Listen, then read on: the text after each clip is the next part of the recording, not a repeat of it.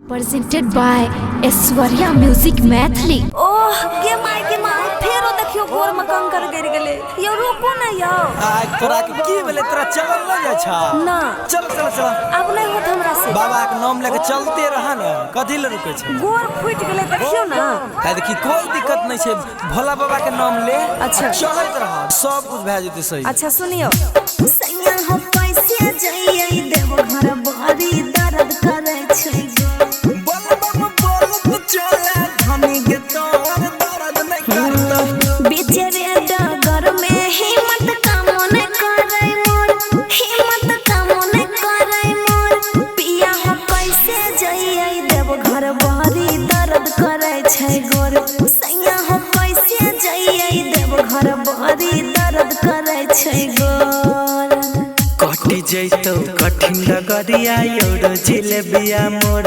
हाँ हाँ एउटा जिलेबिया मोर। बोल बम बोलत चले धनी गे तोहर दर्द नहीं करतौ गोर। बोल बम बोलत चले धनी गे तोहर दर्द नहीं करतौ गोर। सैया हो कैसे जइए देव घर बड़ी दर्द करे छै गोर। बोल बम बोल तो चले धनी के तोर दर्द नहीं करता। कैसे के चढ़बै सैया सुइया पहाड़ हो। गोरबा में गरज कंकर रोरी हजार हो। भोला जी के महिमा छै अगमया पार गे। सब तकवरिया के करथिन बेरा पार गे, करथिन बेरा पार गे। कैसे के चढ़बै सैया अच्छा सुइया पहाड़ हो।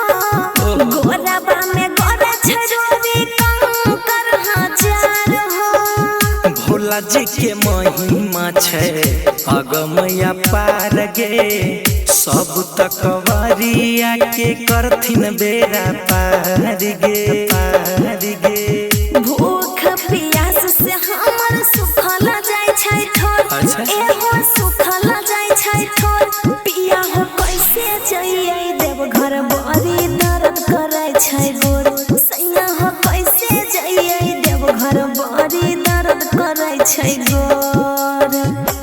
सैया हो कैसे जइए देव घर बड़ी दर्द करे छै गोर। बोल बम बोल तो चले धनी के तोर दर्द नहीं करता। मोनुमाई काल सैया कांवर तनी धार ले। बैठ के एही पर आराम तनी कर ले। सब तक कमरिया रानी गेलै बहुत दूर गे। बैठबी त यही पर जइबही तू छोट गे, जइबही तू छोट गे। एहो लाल बाबू राजा सैया कांवर तनी धार ले। बैठ के एही पर आराम तनी कर ले। सब तक कमरिया रानी गेलै बहुत दूर गे। बैठबी त पीछे रानी जइबही तू छोट गे, छोट गे। चललो नहीं जाय छै हमर छिला कै छै जान। हाँ हाँ छिला कै छै जान। पिया हो कैसे जइए देव घर बड़ी दर्द करे छै गोर।